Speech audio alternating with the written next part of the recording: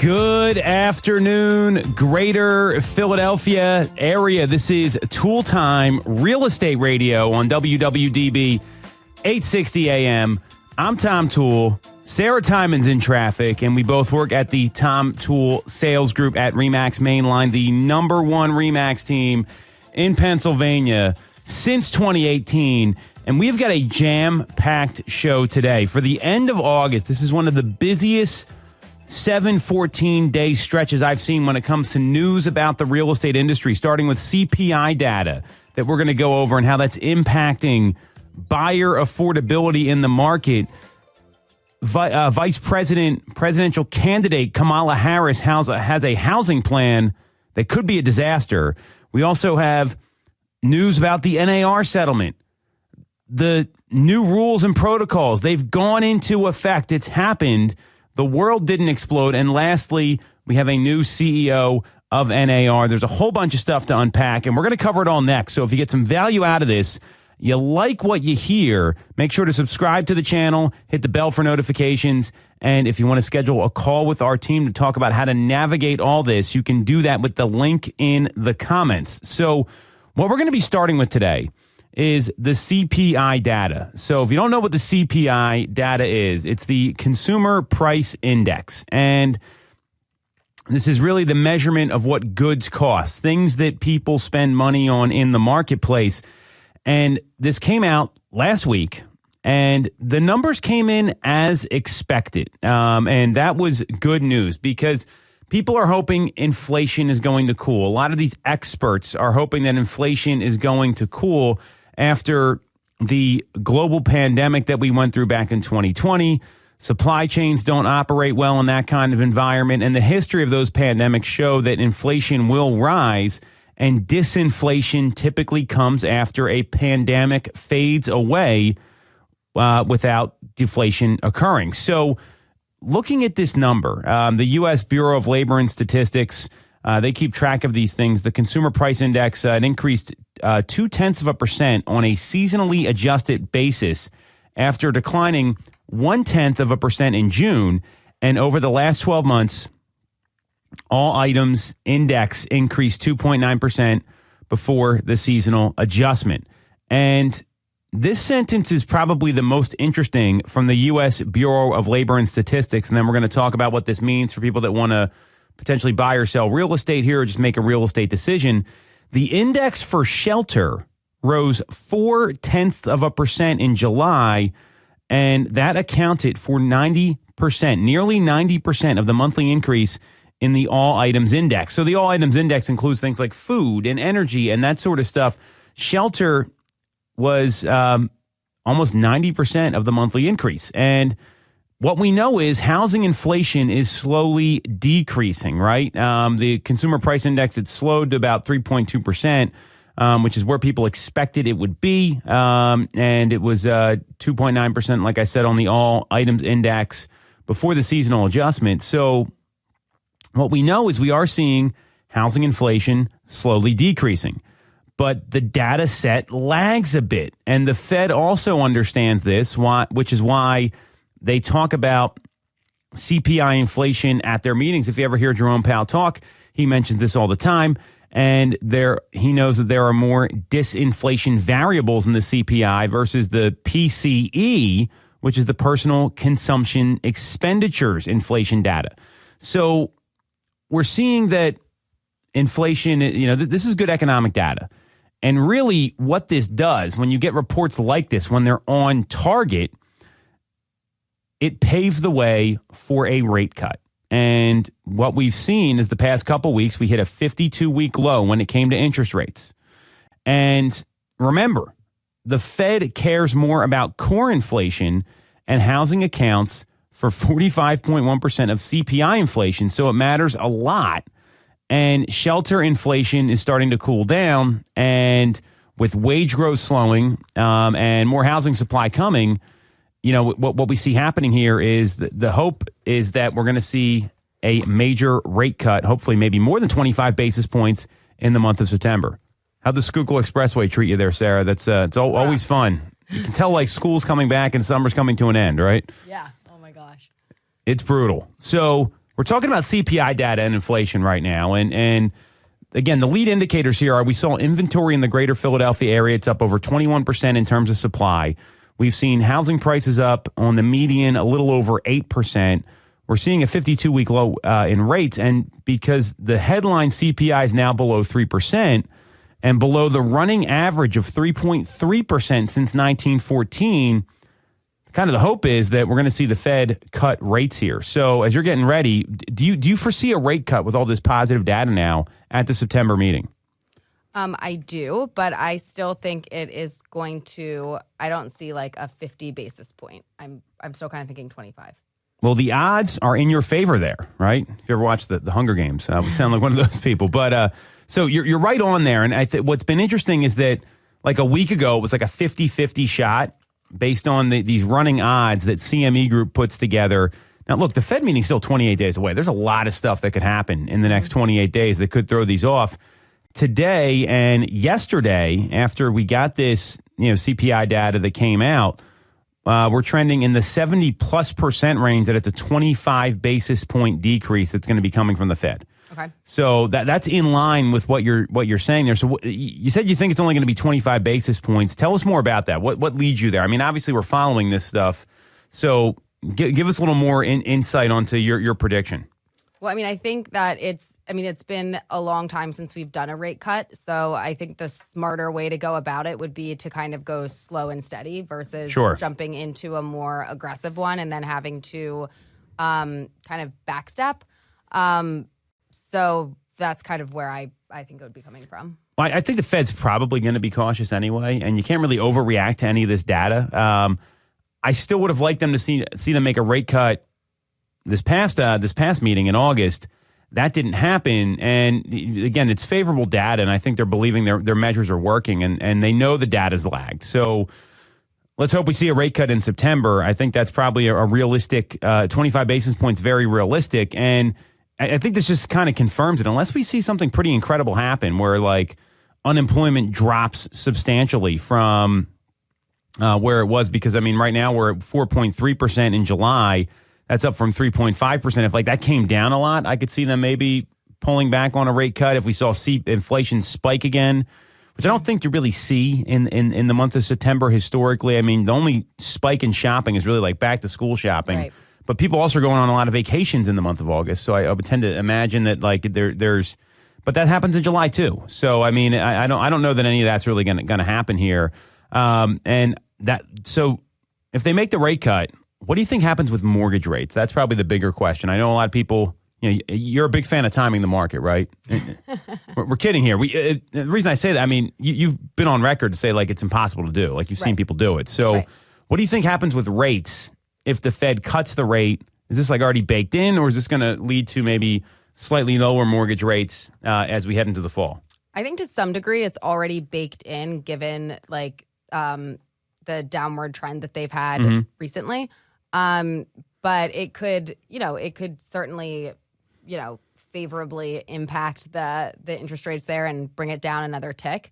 I don't think it's going to put it below 6%. I think we're still going to be in the low sixes. I tend to agree. Like there was a lot of people that said we were going to see 5 this year. I mean, I think it's like 5.99 will be the best case scenario for that. I do believe it's baked in to your point, and it seems like a lot of, and rates have been pretty steady since they came down. So I think that's probably the best news is we're seeing some stability in the market. So with that, I want to pivot a little bit here. I talked about all the CPI data. How much have you been following this housing plan from Vice President Kamala Harris? Have you read about this at all? I read about it a little bit. I doubt I'm as well versed in it as you are. But let me just pull it up here. Well, let me explain the plan. Let's get your reaction. And I saw some experts talking about this. So, there's all this talk about, like, what's the plan for housing? How do we make it more affordable? And the housing initiative that's being rolled out, and it was rolled out in Raleigh, North Carolina. That was part of the broader economic agenda, which includes a lot of things. And I really want to only focus on housing. And the goals were to increase the supply of affordable housing and make home ownership more accessible for first-time home buyers. So the first part of this is the in addition to increasing housing supply, which we'll talk to, I mean, they want to construct 3 million new homes, and to incentivize the construction of these new units, they were going to propose new tax incentives for home builders who construct starter homes. And these tax breaks are intended to encourage the development of affordable housing, ensuring new supply meets the needs of those who are currently locked out of the market. So that's point number one. And that would, it's an innovation fund that would provide $40 billion to support local governments in building additional housing. So that's number one. We'll get to that. Number two is down payment assistance. And they are talking about up to $25,000 in down payment assistance for working families who have paid their rent on time for 2 years and are planning to purchase their first home. And it's really, the intent is to target first-generation home buyers. And that was the second point there. And so tell me your reaction to both of those, Sarah, because, I mean, these are drastically different. And then the third was going to be a $10,000. Well, this was the Biden-Harris campaign, so I get these mixed up because it's the same person. They were talking about a $10,000 tax credit. I guess that's off the table now. So talk to me about what you think about this down payment assistance and these tax incentives. Yeah, so with the down payment assistance, I don't know that is going to actually help a ton. It may, if you're one of like the first people, I guess, that is able to lock into it and, have it work for you. Otherwise, I think if, a lot of people are able, I guess it depends on like how many people they're offering it to and whatnot. But I think then that's just going to continue to push prices up because you're going to have those funds available to you. And that doesn't mean that like you're going to still give everything that you have towards the purchase in many cases. And that's just going to be added onto it. So if you're somebody who doesn't qualify for it, you're at an extra disadvantage. So you're being really nice. So I saw, you watch Shark Tank, right? Yeah. So Kevin O'Leary did an interview last night, and he talked about this $25,000 tax incentive. And I've seen a lot of people talking about this. The challenge I see with this is that there's the most competition for the lower price homes right now. Mm-hmm. So all of a sudden, what's going to happen is now the seller gets an extra $25,000 from everybody, right? So let's say it's our average sale price is what, $430,000. So now it's $455,000. Right. And that's just going to cost people more money. And we don't need more demand right now. Right. I like the tax incentives. I think that can make sense. Yeah. Depending on how it works. I'd also like to see for the new construction. Yeah. Imagine if a builder came out and the average new construction sale price in our marketplace is like $800,000 to like $1.2 million in the counties. So imagine if they came out and said, hey, we're building $400,000 new homes. Right. No, I think if they can incentivize that would create more inventory in a pocket that it's very much needed. Because you are right. Most of the new construction that we see around here is, well above what the average home price is. And oftentimes, like, it's a lot of those first-time buyers and people starting off that really are getting locked out.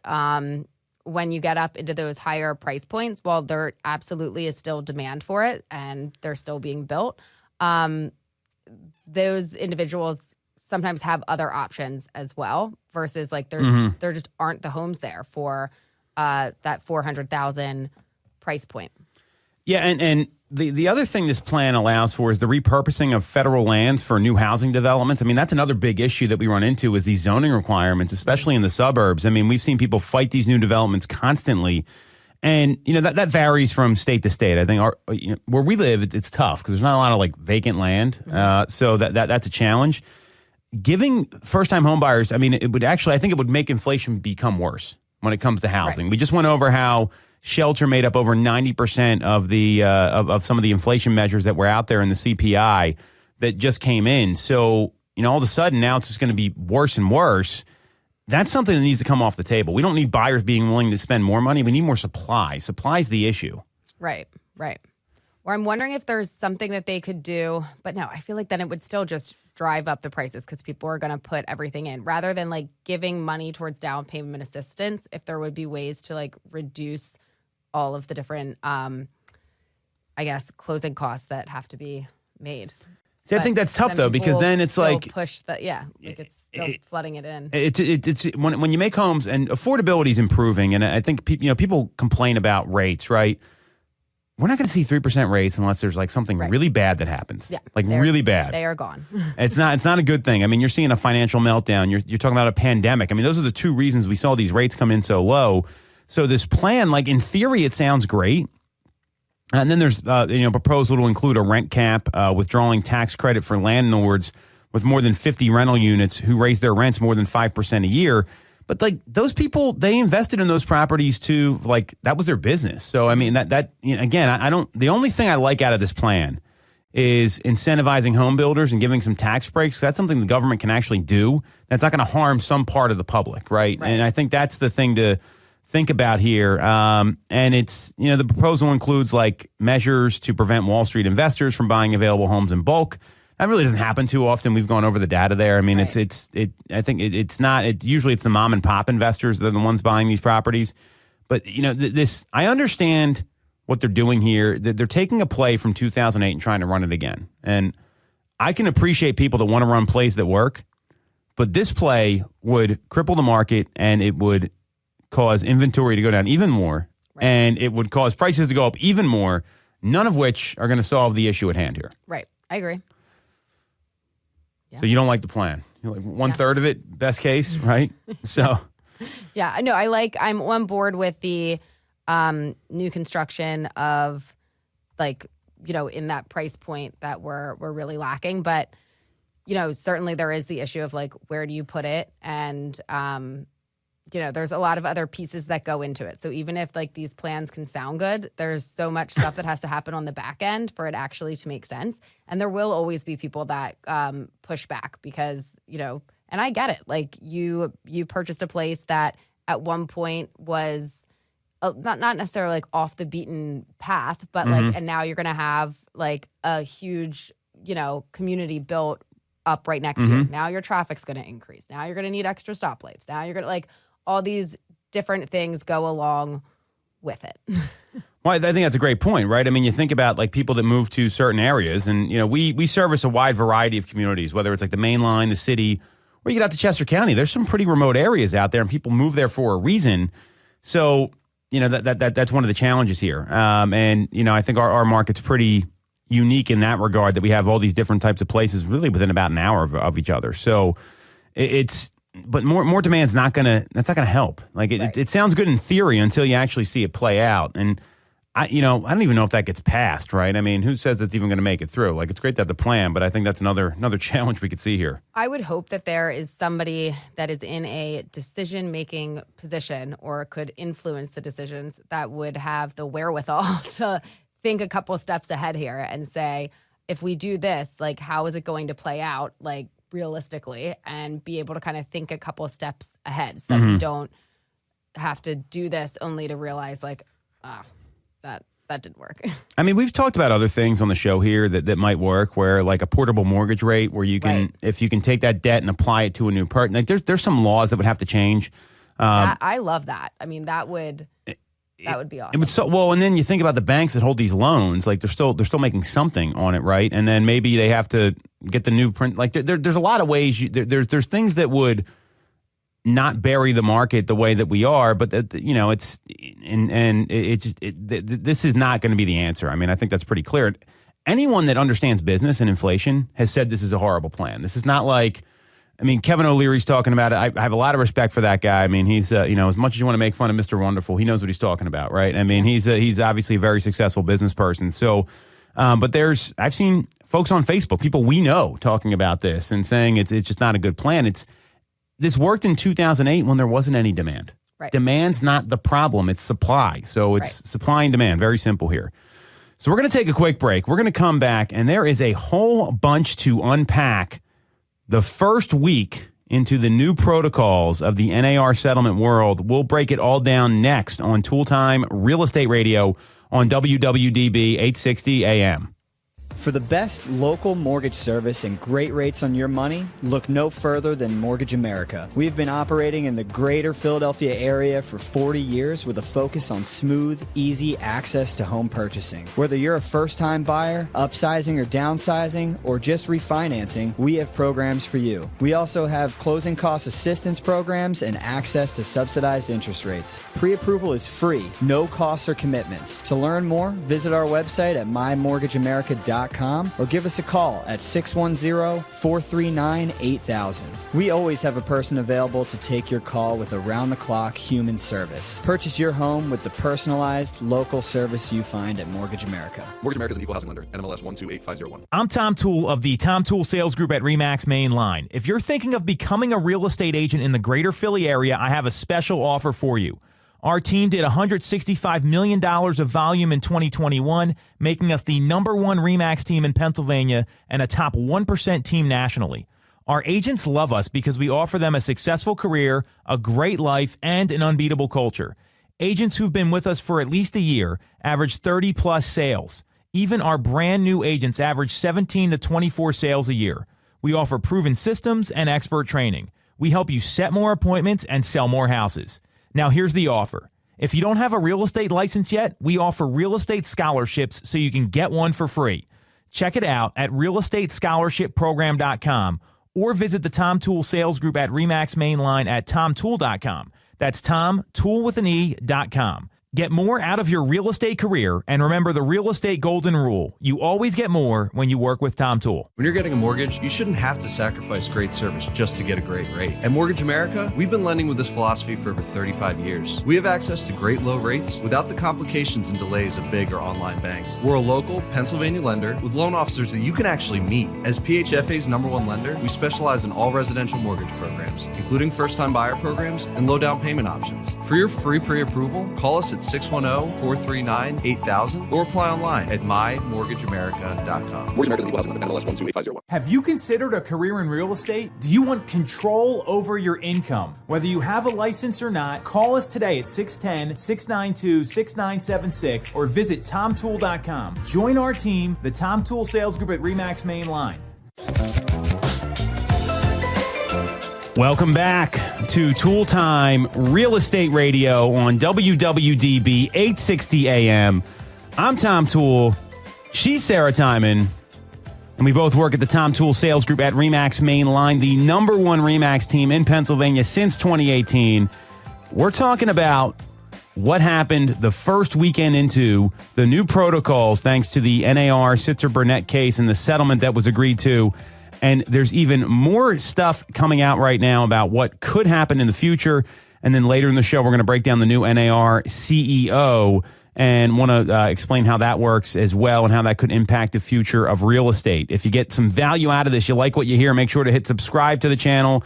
Click on the bell for notifications. And if you want to schedule a call with myself or Sarah about your real estate needs, you can do that with the link in the comments. So I'm going to ask you something here in a second, Sarah. And I guess, this is the first weekend into everything that's changing. And people were freaking out a little bit. We've known about this for months, almost a year, 10 months. And there was what I found were there was like two groups of people. There were some that were like, I'm ready for this. I'm going to deal with it. I know what to do. And there's others that I don't know if they forgot about it. They put their head in the sand and they were like, oh no, I had to edit what I was going to say there. Oh no, I need to adjust to all this.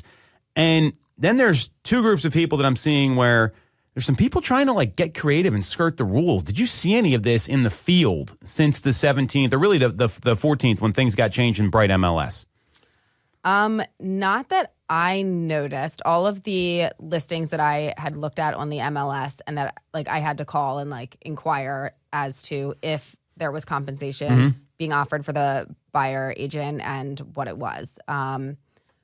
But I wasn't I was only kind of looking for properties that I was interested in or had clients in. So I wasn't really just like combing through to see to try to catch anybody. Well, that's what you should be doing. So I want everyone to hear what Sarah just said. She's looking at running her business and focusing on helping people. That was the message, right? Yeah. That to me is how you win, and you're going to win big with this. So this is not that different when the market shifts or something goes sideways.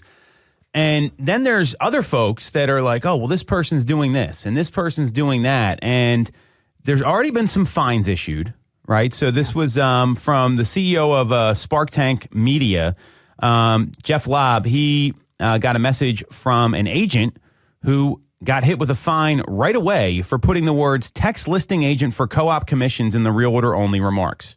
Yeah. That sounds like the exact thing you should not be doing with this settlement. I've seen folks that have put in, go to this website in the agent remarks to find things. That's also, you're not supposed to be using the MLS as any sort of vehicle here. And I think what's going to happen here is that there's some people that are trying to skirt the rules.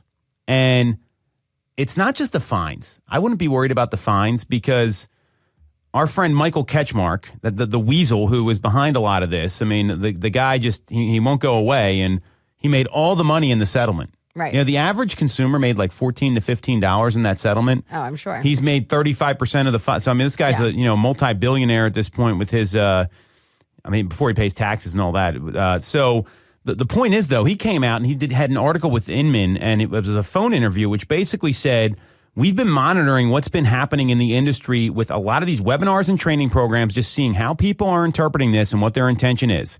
If anyone thinks they're going to be able to avoid the application of this settlement agreement and the law by creating some new forms or hiding this cooperation on new websites, they're wrong. If we get any sense that people or corporations are doing that out there as a way around this, we're planning on taking swift legal action. What do you think about that comment from Michael Ketchmark? Well, I mean, I think it probably isn't worth it to any agent or brokerage or anything like that to do anything other than like abide by whatever the rules are right now. So, I guess that means if you have a hot listing, sucking it up and answering a bunch of phone calls or changing your voicemail to say what the commission is, or directing them to another source that's not linked to the MLS to say like, this is where we're listing this stuff. But I think in the short term, just do what they like. There's no reason to really try and get around it because like clearly fines have already been issued, and they have said like it's not just like, oh, if we come across something, like they're looking for it. They're the ones that are combing through looking. Well, yeah, exactly. Yeah. And I think that's, and there's two things to this. One, there's people that are going to be looking at what everyone else is doing and then taking, the lead from them. But the reality is, you got to look at, here's who I would be going to for guidance if I'm an agent. I'd be going to my broker, a team leader, if that applies. Usually that should be in tandem. The local board, the state board, the national board, and your attorneys. Forget what everyone else is doing, because I would argue that there's agents in every marketplace that do things on the other side of the line. Meaning like the unethical side, or they're breaking rules. And, you can't trust these people. Like that's not just because someone's doing something. Like, I mean, if you see someone committing a crime on the street, does that mean it's okay for you to do, Sarah? Right. I mean, but that's kind of what this is coming down to. And like even Bright MLS, so they got this one-page rules flyers here where it talks about what you can and can't do. So you can't enter in the MLS and offer to pay buyer brokers. You can't post offer to pay buyers brokers on other sites or app fed by MLS data, except by your own listings on your own site, which I think is still debatable because I've seen mixed language about this. Like the settlement says something else. You can't enter language that represents an offer to pay a buyer's broker in any MLS field, public remarks, agent remarks, directions, documents, etc. Can't include commission compensation information on email signatures inside the MLS. Can't include links in the public or agent comments directions field that display an offer of compensation directly after a single click. And you can't serve a buyer without a contract stating the maximum the broker can earn. That one I think everyone's on the same page with. But like, is Bright going to be right here? I mean, like what's the ruling going to be? These are just the rules they came up with. And I think people aren't realizing. So that's Bright's rules, not the actual Well, that's settlement. the rules for their fines. But who's to say an attorney's not going to come along and say, hey, this is in violation of the settlement? Right. That's what I'm not getting here. So I would just caution everybody to, instead of trying to interpret the rules on your own, like go get professional guidance on this of people who are on the hook here. And I would just say you want to be overly compliant at this point. Like there's no reason to mess around with this. This is a $1,000 fine on Bright. Right.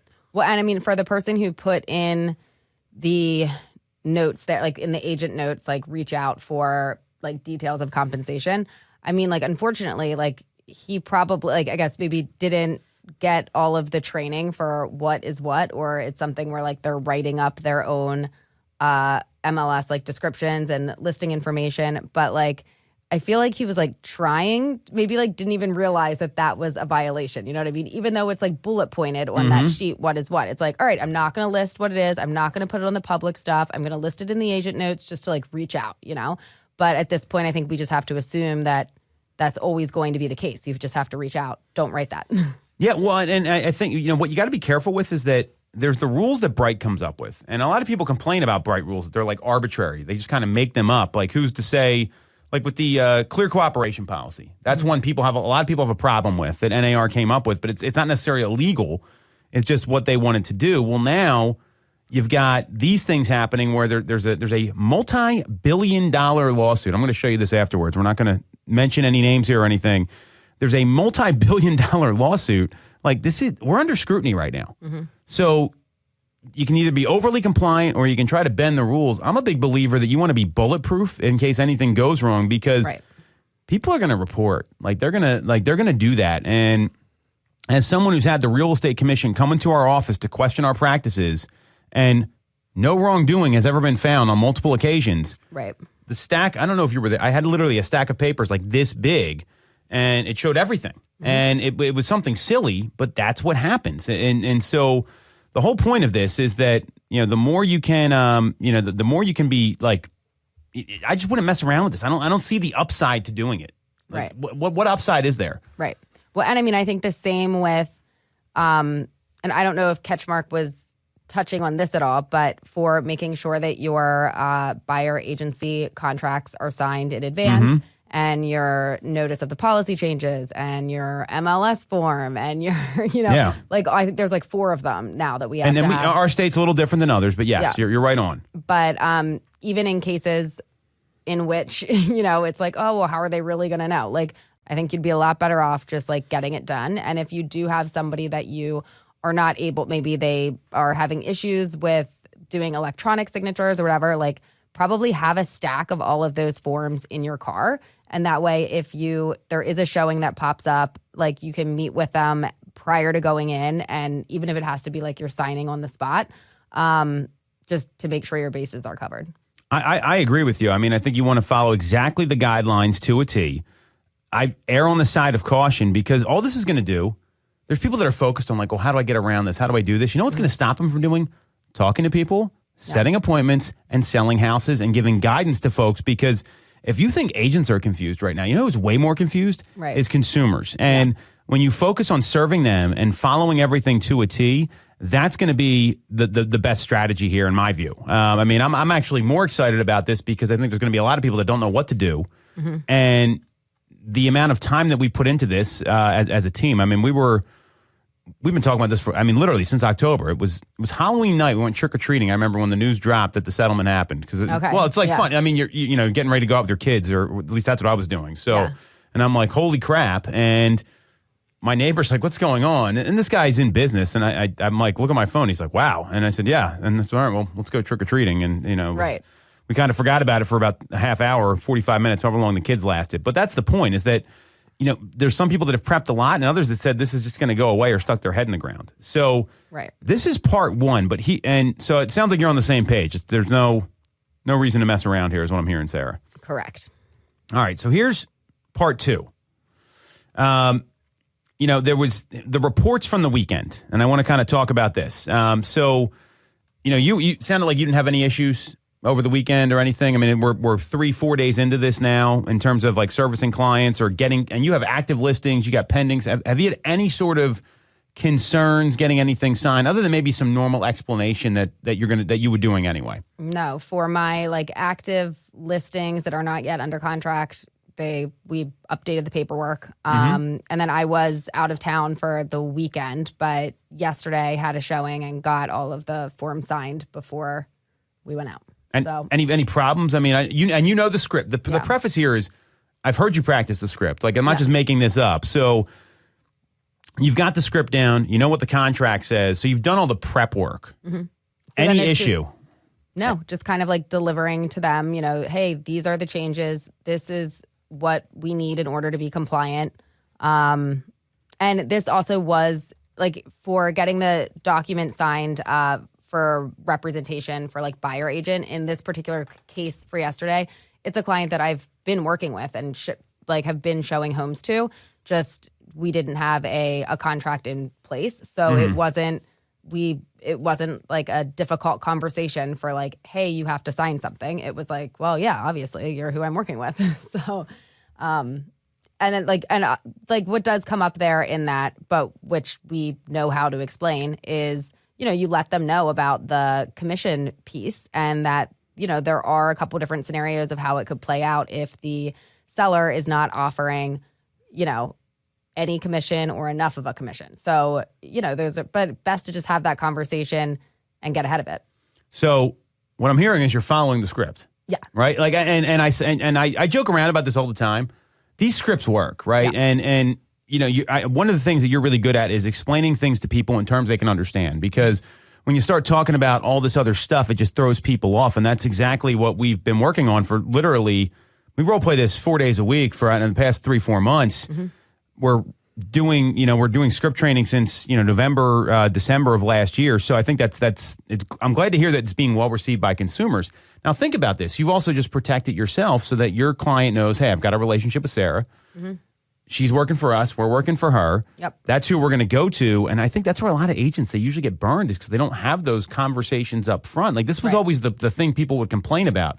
They would say they got ghosted. Well, I don't think they explained how it's supposed to work in the first place. Right. You know what I mean? Right. So I think that's a really good way to look at this here. So you're doing well with this. I mean, obviously we've got 50 some agents on our team. Brian, our sales manager, myself. I mean, we got a lot of calls over the weekend. The people that we got pushback from or that weren't ready to do this, they're the ones that weren't serious about looking for properties. And I think that's really what it comes down to. I've been on many listing appointments, and this has been coming up almost every single time. Mm-hmm. I had one today in the office. I had one yesterday, and it came up. And again, it's giving scripts and giving options. Here's what we can do, and here's what your options are, Mr. and Mrs. Seller. And let's go through it. So what I'm hearing across the board, and I was on a webinar with Tom Ferry and some other team leaders yesterday, and they kind of said the same thing, is that everything seems to be going fine. Mm-hmm. The people still transacted this weekend. They bought and sold real estate. And if you knew what to do, you were in good shape. I think it's the people that don't know what to do are going to be the ones that are playing catch up right now. And fortunately, I feel like we're pretty way ahead of the curve here. Yeah. Well, I mean, I know for typically for you, a couple hours each morning, you're kind of like out where everybody else is making calls. How has like everybody sounded? Have you heard any people get super tripped up by anything? I think that they're following the scripts, right? Because one of the things that for the agents listening out there, we took a lot of our scripts and our calls. We have live calls that we get recorded and all legal through like our partnership with Zillow and some other things, and we put it through ChatGPT.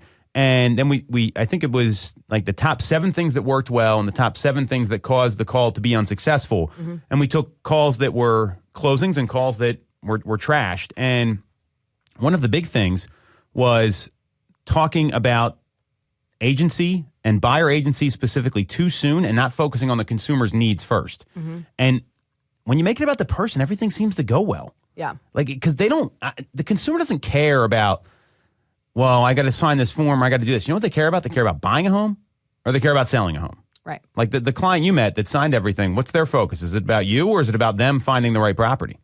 Yeah, them finding the right property. So I think that's the big lesson here, is that motivation's going to matter. Knowing what to say, understanding the scripts, and really mastering it. And if you do that, I mean, that's like a daily thing. And there's agents who have done this throughout history. They've really worked on their scripts. Now I think some agents who maybe said they were unscripted, right? Mm-hmm. And they're going to have to learn what to say, right? Because things have changed. And this is why a lot of people don't list a lot of homes. Yeah. Because they don't want to know the scripts and the dialogues to list properties. Right. Well, and this is one that I feel like it would just make a lot of sense to learn, because when you have a big change like this in the industry, it is, and now when like things are getting done in a different order, mm-hmm. In terms of like signing different documents and whatnot, like that's going to be a conversation you are going to have over and over and over again, both with clients you've already been working with and clients that you're just meeting for the first time. So it's not like it's a one-off question here and there. Like, you're going to have this conversation very frequently for the foreseeable future. I agree. Well, I mean, I think it's no different than, I mean, you've been on how many listing appointments with me? Dozens? Mm-hmm. Is the appointment ever that different in terms of like the questions are different, the conversation can be different, but when we have to get into things about, pricing and marketing and how well the home's going to show, is it any different? No. Right? So, I think that's what we got to look at here is that it's the people that commit to scripts and know what to say, they're not figuring out what to say like when they're at the front door. Right. Because, I mean, it does not come off well when you're like fumbling and bumbling and you can't, like when you're the one that is supposed to be able to explain what's going on and you can't. Mm-hmm. Well, and it doesn't inspire a lot of confidence. So, right. And that was the reports across the country. I mean, Inman did an article about this. I mean, there's going to be hurdles. The more you prep, the better off you're going to be, like anything else. So we're going to take a quick break. We're going to come back, and we are going to talk about the direction of NAR. We've got a lawsuit to unpack, the Michigan lawsuit against NAR, and they got a new CEO who was the interim CEO, and we'll explain it all next on Toole Time Real Estate Radio on WWDB 860 AM.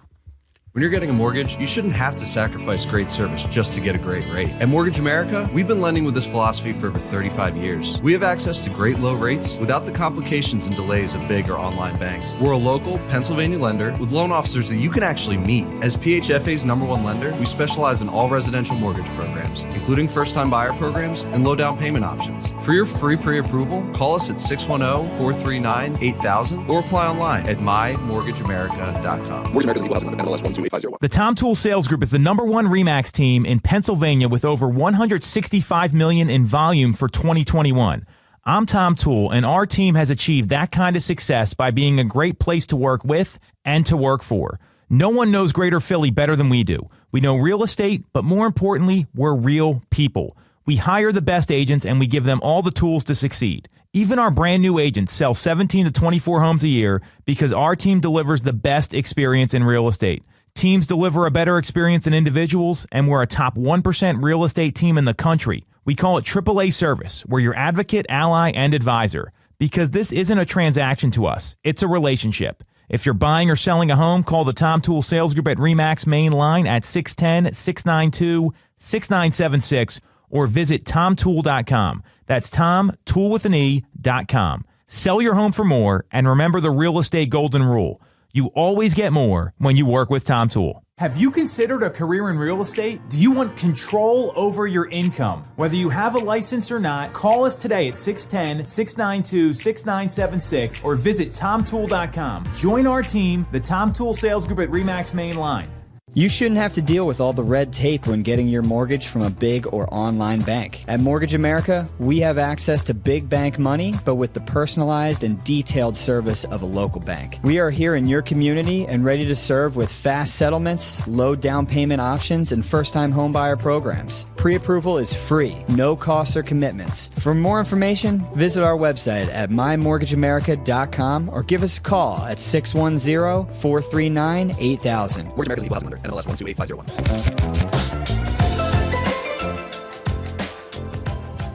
All right. Welcome back to Toole Time Real Estate Radio on WWDB 860 AM. I'm Tom Toole. She's Sarah Tymon. We both work at the Tom Toole Sales Group at RE/MAX Mainline, the #1 RE/MAX team in Pennsylvania since 2018. And we are talking about the new NAR CEO, permanent CEO, I should say. It was the current interim CEO, Nakia Wright, as well as, there's been some interesting stuff that's happened with NAR post-lawsuit. So I want to get into all this. So I guess first and foremost, Nakia Wright is named the new CEO of NAR. Is this any surprise to you here? Not really. I think especially since she was the interim for since November? Is that when? When they got rid of she stepped in. Moneybags Goldberg, just keeping all, ridiculous. That guy even kept his job as long as he did. Right. So, I think it kind of makes sense to pull her in and put her in as the permanent CEO. I don't think until something else happens. Well, but who wants this job right now? Oh, I wouldn't. This job right now. I give Kevin Sears the president. He did a sit-down interview with Byron over at BAM, which I thought was pretty, and no pre-screen questions. Yeah. That's not the norm. So I think that I give him a lot of credit. He's been on a press tour. She was named the interim CEO in November 2023. Obviously, there was a lot of legal battles. There were some internal controversies. We can go through all that. But, now, the fact that they can get anyone to take this job, I think is good because, they've got this lawsuit with Michigan now. So just to remind everybody here, there was actually 2 new class action lawsuits. I'll talk about the second one here shortly because it's very interesting what happened. So the one was Michigan real estate professionals filed a class action lawsuit that joined in the Michigan Association of Realtors as well as NAR, and they're challenging the forced membership to get MLS access, which the legal advice that I've gotten about this settlement was that was one of the biggest problems that people you have to okay, well, you want MLS access, join this board. Mm-hmm. That's how it works in Pennsylvania. Yeah. So I think they're in a lot of trouble. It's and we'll talk about the next one here in a second, but who in their right mind is going to take this job? Oh my God, I would not want that job.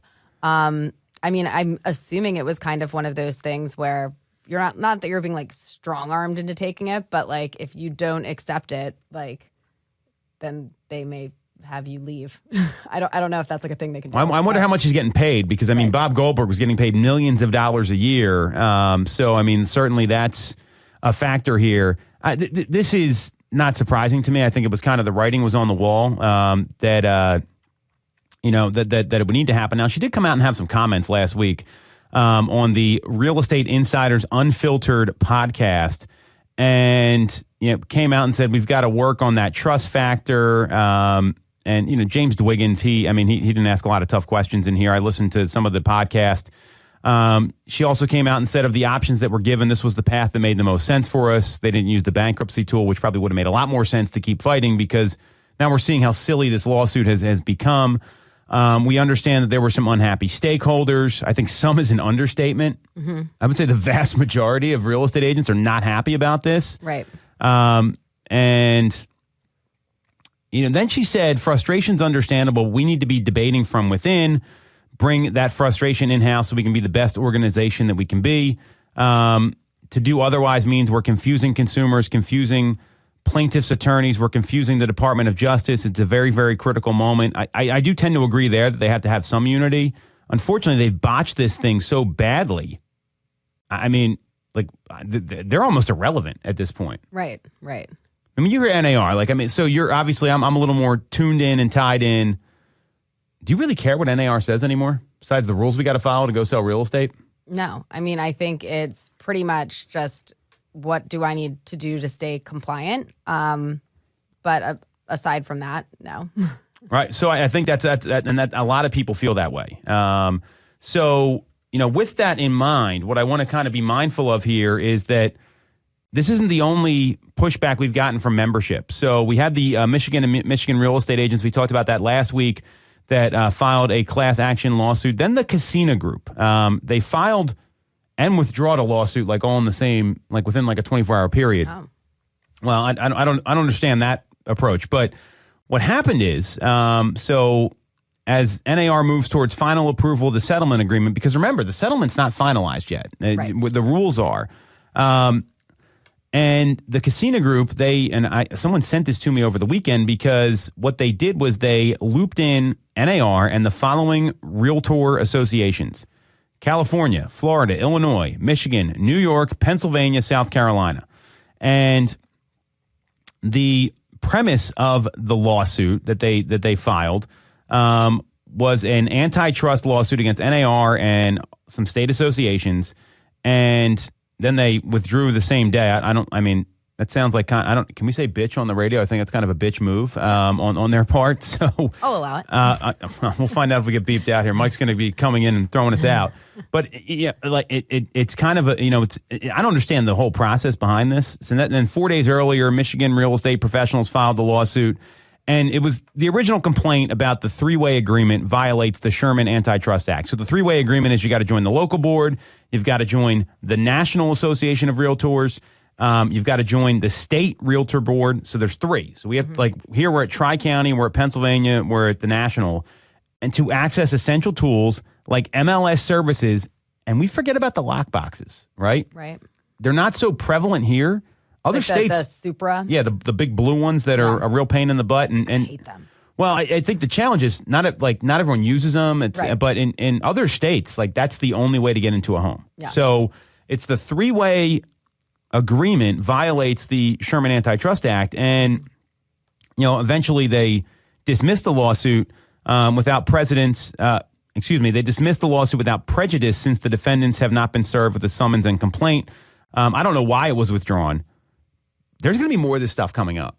Yeah. Because I think some people just don't want to. I mean, like you said, you don't really care what NAR says. There's no real benefit. I mean, there's some rules and regulations. NAR's in a lot of trouble here. Yeah. Well, and when is like the actual final results of the settlement supposed to be? So determined? The final approval is, so we got preliminary approval on Tuesday, the 23rd of April, and then the settlement's final approval is set for November.